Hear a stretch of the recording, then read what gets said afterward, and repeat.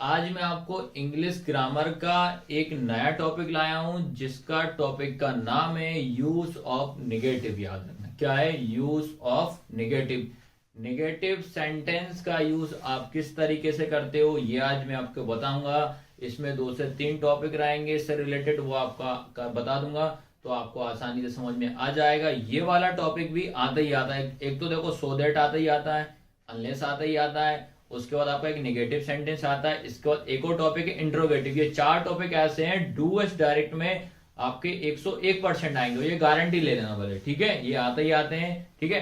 तो अपन याद रखना, सबसे पहले बेसिक तरीके से आपको बता दे रहा हूं क्या है, ठीक है। क्या अपन पढ़ रहे हैं आज, यूज ऑफ निगेटिव। याद रखना यूज ऑफ निगेटिव। निगेटिव मतलब नॉट, सीधा सीधा अभी तो पहले ये समझते हैं नॉट आ रहा है, ठीक है। अब इसमें जो याद रखना, जब भी निगेटिव वाला सेंटेंस आता है तो पहला काम हमारा क्या रहेगा, वर्ब। पहला काम हमारा क्या चेक करेंगे उसमें, वर्ब। क्या चेक करोगे आप, वर्ब। वर्ब का मतलब क्या होता है, क्रिया। वर्ब का मतलब क्या होता है, क्रिया। याद रखना। और हमेशा याद रखना, जब भी आपको सेंटेंस में आपको क्या देखनी पड़ेगी, वर्ब देखना पड़ेगा, मतलब क्रिया देखनी पड़ेगी। ये हमेशा सेंटेंस के बीच में होती है, ठीक है। याद रखना क्या होती है, बीच में होती है। जैसे क्रिया मतलब वर्ब, कुछ भी कर रहा है, खाना पीना रहना सोना, ये सब हमारी क्या होती है, क्रिया होती है, ठीक है, जो हम करते हैं। याद रखना, ठीक है। तो इसमें मैंने चेक किया, पहला काम हमारा इसमें वर्ब हमारी कौन सी हो गई, सिंग्स। कौन सी हो गई, सिंग। सिंग हो गई। लेकिन इसमें हमारे साथ क्या लगा, एस, ठीक है। याद रखना हमारी वर्ब कौन सी हो गई, सिंग। तो इसमें आना ट्रिक के माध्यम से आपको समझना पड़ेगा। अगर आपके वर्ब में कोई सी भी वर्ब होती है, अगर वर्ब में एस या ईएस लगा है, याद रखना, अगर वर्ब में एस या ईएस लगा है तो हमेशा उसमें क्या लगाओगे आप, डज नॉट। क्या लगाओगे, डज नॉट, ठीक है। क्या पहचान बताई मैंने, अगर वर्ब में, ये हमारी वर्ब है, इसमें क्या लगा है, एस लगा है। वर्ब में अगर एस या ईएस लगा होता है, ठीक है, क्या है, एस या ईएस, सॉरी यार, यहाँ क्या आएगा, एस या ईएस। याद रखना एस या ईएस लगा है तो हमेशा क्या आएगा, डज नॉट आएगा। और जब जैसे ही सेंटेंस अपन लिखेंगे तो उसमें हमें एस या ईएस को हटा देंगे, ये आपको ध्यान रखना पड़ेगा, ठीक है। ये पहला तरीका।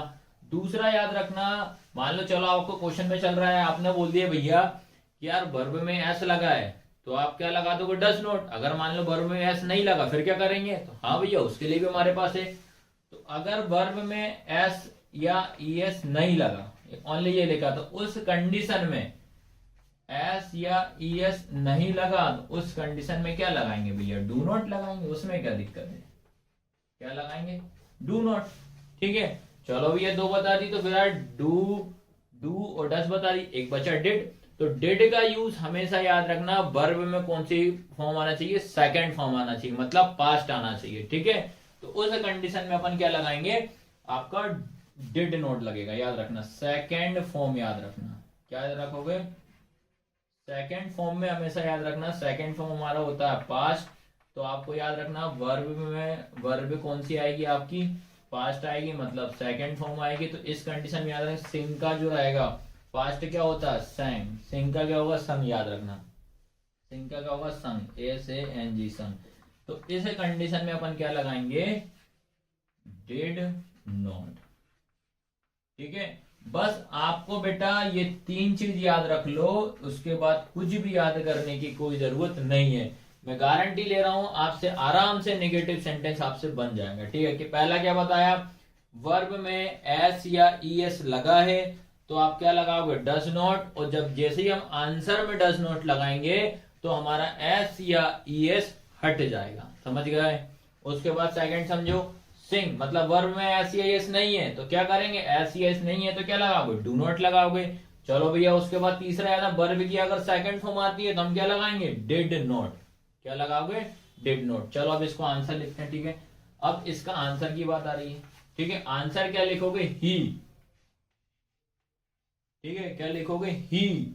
अब वर्ब में एस ई एस लगा है तो क्या लगाएंगे भैया, डज नॉट लगा दो, डज नॉट। उसमें क्या दिक्कत है, डज नॉट लगा दिया, डज नॉट, ये लिख दिया मैंने डज नॉट, ठीक है, लिखा डज नॉट। उसके बाद जैसे ही डज नॉट लगाऊंगा ये एस ई एस क्या होगा, हट जाएगा। तो क्या लगाओगे आप, सिंग आ सॉन्ग।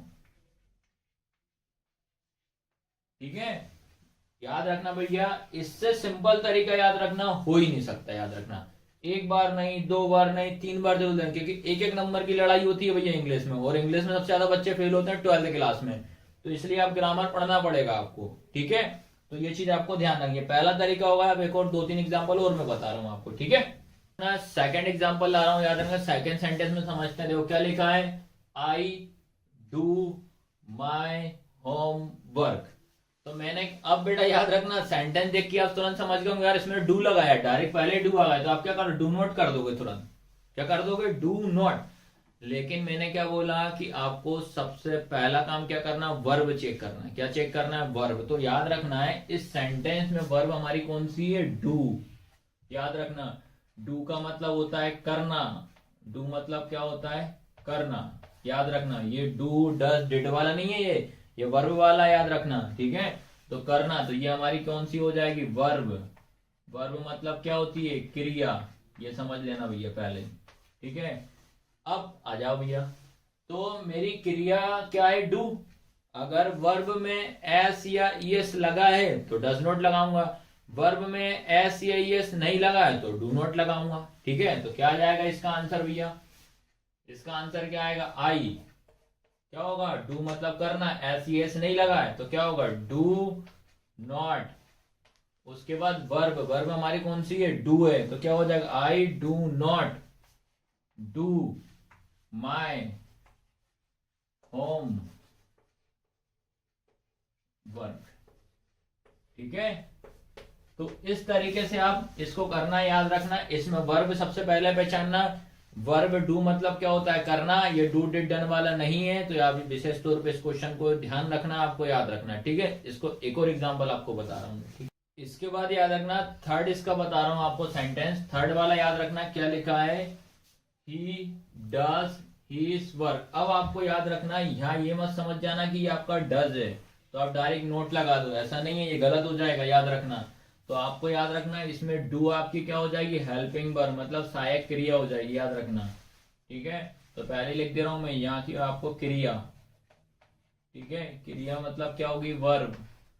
तो आपकी वर्ब इसमें क्या है, डू है। याद रखना, वर्ब क्या है, डू। तो आपकी जो वर्ब जो है इसमें एस या ई एस लगा है। याद रखना, वर्ब में क्या है, एस या ई एस लगा हुआ है।